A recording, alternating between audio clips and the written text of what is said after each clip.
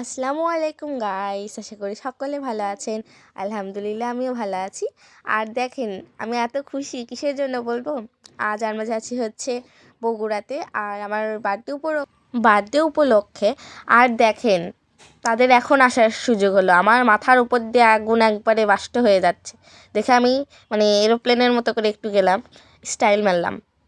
মনি আর মরিয়ম এত লেট করে, দুইজনই লেজি। কিন্তু আমি গাইস এত ফিট বলার বাইরে, যে আসলে সকালবেলা উঠতে ভয় পাই।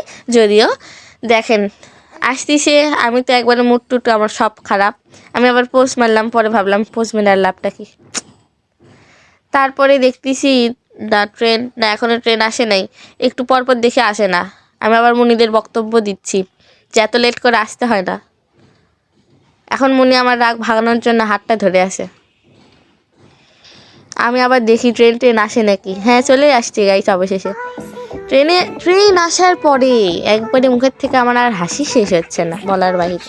এত খুশি আমি ট্রেন আসার পরে যে নাচাই শুরু করছি। ট্রেনের ভিডিওটাও করব, চলেন।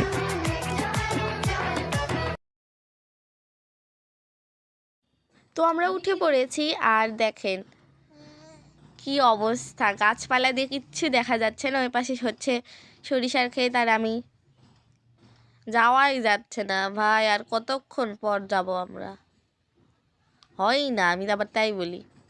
তো চলেন আমরা যাই।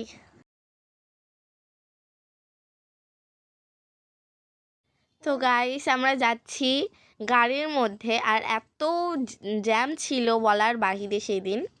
তো আমরা যাচ্ছি যাচ্ছি যাচ্ছি, পথ আর শেষ হয় না। আর কত দূর, ছোটো বাবাকে একটু পরপর বলি, আর কত দূর, আর কত দূর বলেন, আর কত দূর। আমাকে আবার ভিডিও করছে গাইস।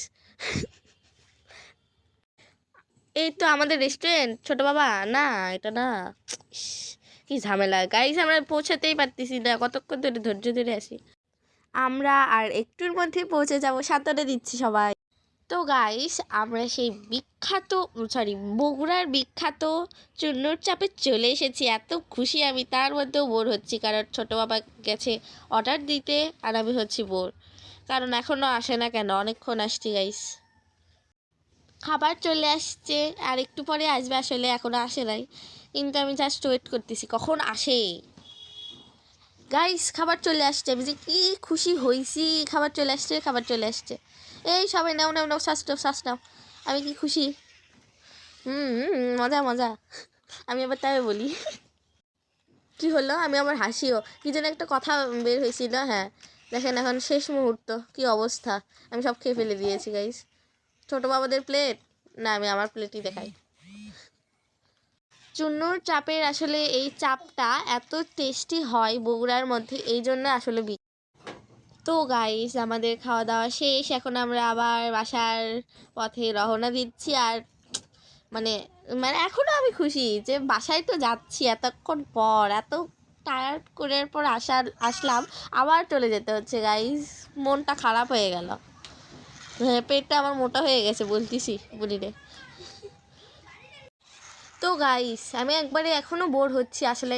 আমার তো স্বভাব জানেনি, একটুতে আমি বোর হয়ে যাই।